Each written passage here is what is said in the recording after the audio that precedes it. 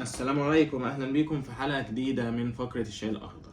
لو انت متابع الحلقتين اللي فاتوا هتلاقيني قاعد نفس القعدة. الخواطر يا اخويا مش عايزة تسيب نافوخي، ولكن الموضوع يعني حاسس الموضوع تراكمه عليا، حتى عمال اكتب في النوتة يعني.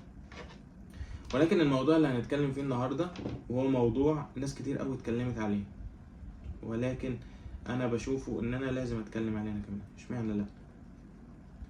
واغلب المواقف اللي انا بتكلم معاك فيها هي مواقف انا ممكن مبقاش لاقي ليها حل، ولكن هي خواطر في دماغي يعني. ماشي. موضوعنا النهارده ان انا يا جماعه شايف ان الخوف سجن.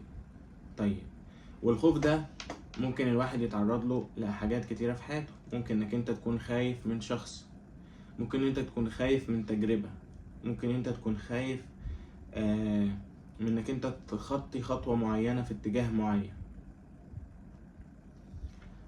ولكن انت قبل ما تعمل، لان انا سمعت مواضيع كتير عن الخوف، فانت ممكن تلاقي ان كلامي متشابه مع ناس تانية اللي انا متفق معاهم يعني.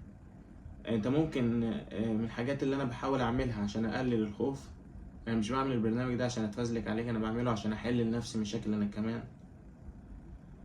فالخوف ده يا جماعة، لو انت خايف قبل التجربة ما تجرب الحاجة اللي انت هتعملها ده، فما ينفعش تعملها. ما تعملهاش بقى اصلا طالما انت خايف انك انت تعملها، لانك انت مش تعملها بشكل كويس. فالاهم انك انت تتوكل على الله وتاخد الخطوة. خلاص حصل فيها حاجة تخوف، ابتدي خاف. ما حصلش فيها حاجة انك انت كده كده متوكل على ربنا، وانا بقول لك اهو مش هيحصل اي حاجة. ده اول حاجة. تاني حاجة، الخوف من شخص ده من اصعب الحاجات اللي انت ممكن تواجهها، لان الشخص ده ممكن يكون بيخوفك بسلطة، بيخوفك بحاجة يعني عارفها عنك، بيخوفك بأي حاجة. فالمهم ان المواقف الكتير قوي للخوف ده، عشان برضو الفيديو ما يطولش، بحاول ما يعديش الاربع دقايق. وهو ان في اي موقف خوف انت بتروح عليه، حاول انك انت تتوكل على ربنا. وانا دايما، لان انا الفترة دي ابتديت اخاف، ولكن افتكرت موقف ان انا من سنتين كنت داخل على تجربة صعبة يمكن انا في نهايتها دلوقتي. ورحت حضرت خطبة جمعة، وخطبة الجمعة لقيت الشيخ بيقول ايه؟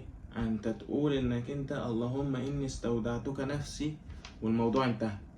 انسى الموضوع، وراهنك انك انت هتفتكر ان بعد ما تعدي الموضوع انك انت دعيت الدعاء ده. انت اصلا هتنسى الموضوع، بس الثق في الله انك انت هتعديه.